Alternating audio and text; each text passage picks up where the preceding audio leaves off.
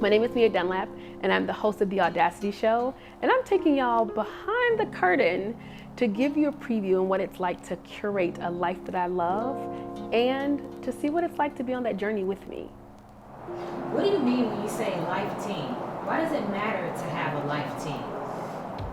Okay, so a life team is literally the people who are on the court with you, who are willing to get in the ring with you. And it matters because of who's around you and who helps you play the game well.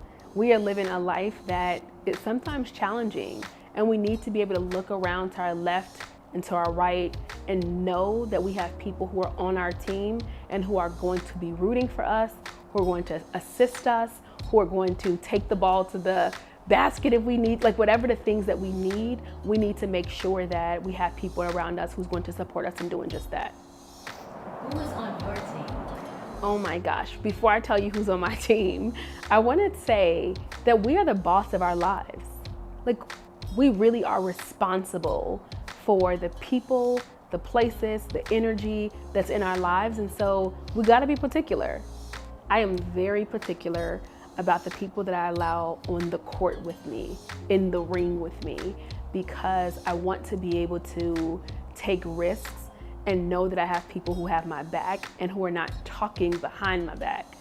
And so I select people who are really a yes to me, who are really rooting for me, and who really have my best interest at their core, and who believe that my success really is their success. And so I get to be really particular. So I have mentors, I have friends, I have colleagues. I select people in all corners of my life because I need somebody to be supporting me in each sector of my life. What do we need to consider when curating our life team? When you're curating your life team, it is so important to consider your blind spots, your weaknesses, your areas of growth, because you need to get people, for me, I'll say I need to get people on my team who can support where I'm not strong. And I need to not be embarrassed to ask for help.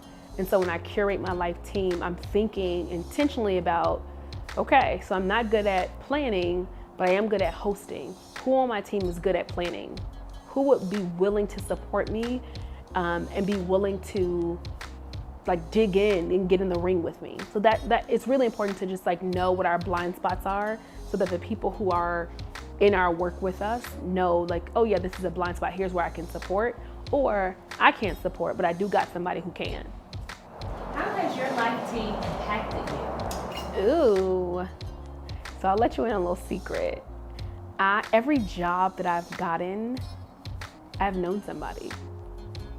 I've known somebody in every area of work that I've done. And so part of having a life team is to know that people are saying your name in rooms that you have not even entered, that people have called me to say, I've heard so much about you from X person.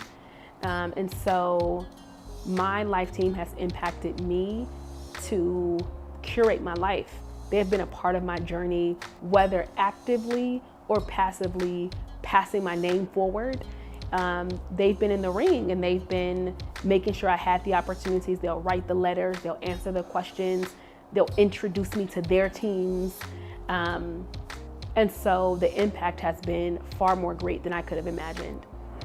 Have you ever had to part ways from someone on your life team? Ooh, have I ever had to part ways with someone on my life team? The answer to that is yes. And it has been so painful to do that. But what I recognize is that there are seasons to all of this, that just because someone starts on my life team doesn't mean that that's where they'll always be. And that my life team is ever evolving as I ever evolve. That's a hard lesson. That was a very, very hard lesson for me to learn, that there's an evolution of life teams, that it just doesn't stay the same the entire time. And so I would say that my life team is really, it's really the reason that I'm able to enter the rooms that I am, and that my life team is, when I lose someone on the life team, I feel like my life has this revolving door in a way that it always knows who and it always knows when and I just get to be available for the yes or the not yet. And what are your affirmations for curating a life team?